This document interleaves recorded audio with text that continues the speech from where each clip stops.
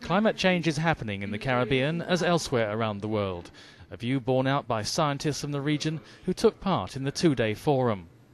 It is a threat that must be addressed now, rather than on some distant horizon.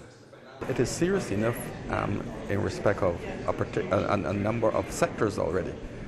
So that I think the first thing I should point out is that we shouldn't see climate change impacts as something in the distant future, because it's already happening.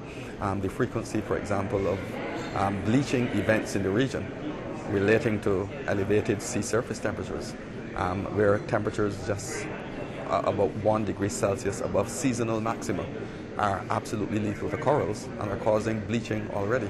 That is becoming exceedingly frequent. Tourism is a vital contributor to the economies of every Caribbean state. A changing environment represents a threat to the livelihoods of many.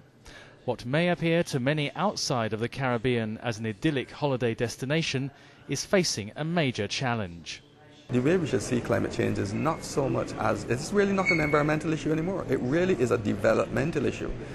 It is a livelihood issue. As you saw from the presentation, every single economic and social sector will be impacted. And to that extent, it is something which the planning agencies, the finance agencies and the economic planners need to think about very seriously, that this thing has moved outside of the realm of esoteric scientists and so on. It is a developmental challenge, and it has to be seen in that perspective if in fact we're going to tackle it in any meaningful way. Increasing incidence of hurricanes has been put under analysis. The results suggest the rise in rainfall is going to increase. The potential impact on poorer inhabitants is immense, but the outlook is not all gloom. We can also think strategically about converting some industries. For example, in the case of Guyana, for example, there may be the possibility of moving agriculture to mariculture if sea level rise becomes a problem. Already, countries are looking at changing certain cultivars in agriculture to some which are more salt tolerant for agriculture along the coast. So there are things like that which we can actually do ourselves. I also mentioned the use of public transportation more widely. We're not doing that. The Caribbean has become a pretty affluent society over the years, and almost every individual owns a car.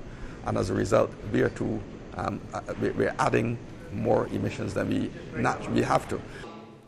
In partnership with UK researchers, scientists such as Leonard Nurse are working to ensure that not only does acknowledging climate change in the Caribbean remain a priority, but so does developing answers to meet the challenge.